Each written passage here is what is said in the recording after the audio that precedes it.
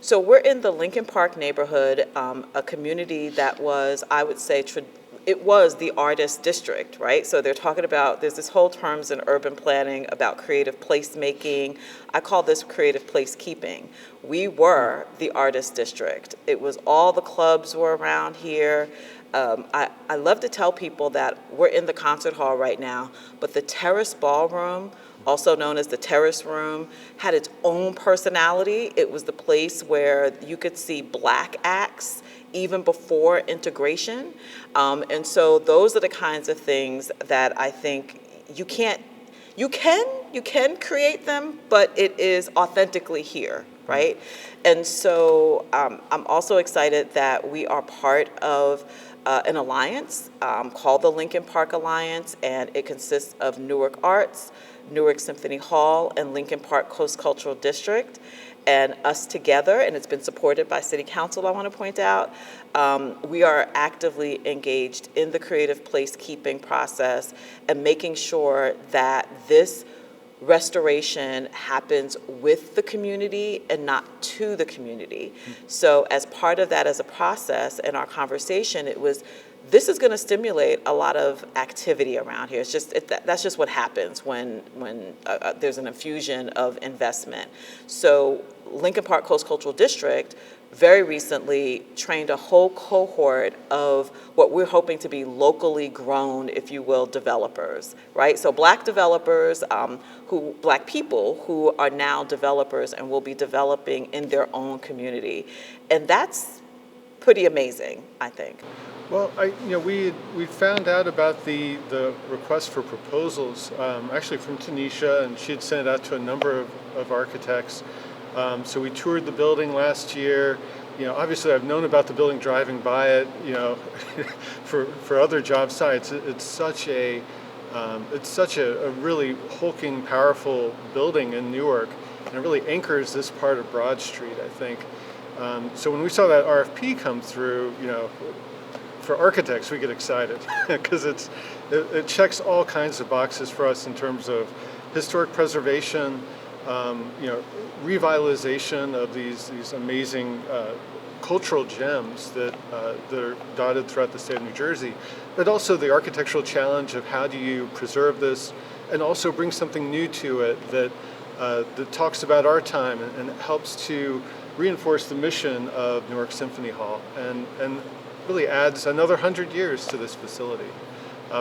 So for us, this was a game changer in terms of a project. We jumped into the proposal writing stage by looking at some of the acts that performed here before, and it's amazing. I mean, if you just throw out a name, chances are they've performed here from the last 100 years. And it's also pretty amazing to hear about some of the references to the quality of the acoustics here. Even the New York Symphony, they would come here with Leonard Bernstein, and I think he was quoted as saying this is on par with Carnegie Hall as one of the greatest performing spaces in America. So it's a very important project. I think it's important to Newark. It's also important to New Jersey, and it's also important nationally in terms of the people that have been here and some of the cultural experiences that have happened in the past. The past almost 3 years, it's been trial by fire, but I'm listen. We're gonna have a great story to tell when this is all said and done. What I kept in my mind was 2025, because in 2025 that's going to be our centennial. We're going to be cutting the ribbon. It's going to be amazing. We're going to have all these amazing legends. I'm claiming it. Patti LaBelle on this stage right here that have performed here. Because for me, the quintessential concert between 1925, our opening, and now is 1965, when Patti LaBelle and the Bluebells opened for the Rolling Stones, right? So that's what I have in my mind. But it's been quite an almost 3 years. I joke that I'm going to get all the glory, but really there was a preservation plan, and I'm merely stewarding the implementation of the preservation plan. But I think a lot of people thought that I might have been a little crazy to think that I could do this, and You know, at the time I was using the number $40 million renovation because that's what it was, sort of put at, and I thought we could back into that, but now it looks like it's probably closer to 50. All of the infrastructure of the building has to be sort of redone. That is the heating, the cooling, the plumbing, the electrical, everything. But the pandemic actually strengthened my resolve. During the pandemic, we created an initiative called Embrace Newark. And again, getting 10 artists involved. I have to give a shout out to Jasmine Mans, who I called to be the creative director of that. And if I try to name all 10 artists, I might get in trouble. But just know that they know I love them because we are obviously Black-led. I'm a Black woman. We have been Black-led since the 80s. The other arts organizations, particularly performing arts organizations, they talk about building audience, but we're always about building community.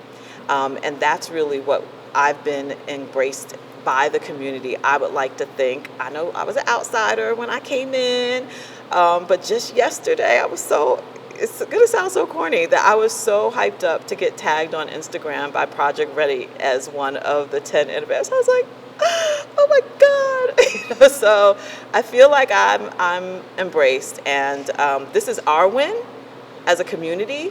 And so I'm excited. I'm excited to have so many people now across the country.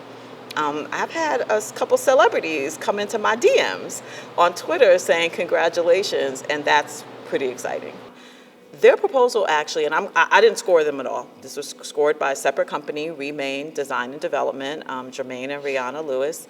But when they presented them to me, Clarke Caton Hintz, I believe, was the only architect that also included posters of concerts that actually happened here, and so it was great to see that they had sort of dived into the history of the facility as well.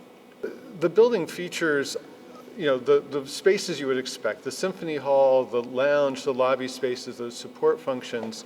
But it also includes the ballroom downstairs. It includes those service spaces down there for that, including kitchens and the back of house spaces.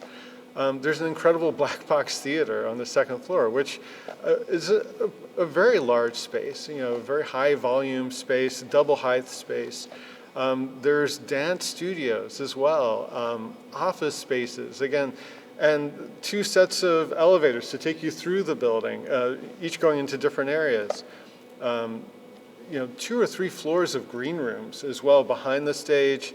And then also, surprisingly, a couple of apartments, not being used currently, but over the years that people lived here. I mean, if you think of a mixed use arts development, this was kind of groundbreaking at the time. I can't think of other theaters that had so many pieces kind of in a puzzle. And when you look at it on the exterior, right now you don't really know about those other elements. You wouldn't think that there's more than one performance space, I think. $50 million means somebody's going to get those contracts, right? And so we want to make sure that as many of those contracts go to local people as possible. And I don't even need to say Black and brown people, because that's what Newark is. Newark is predominantly Black and brown.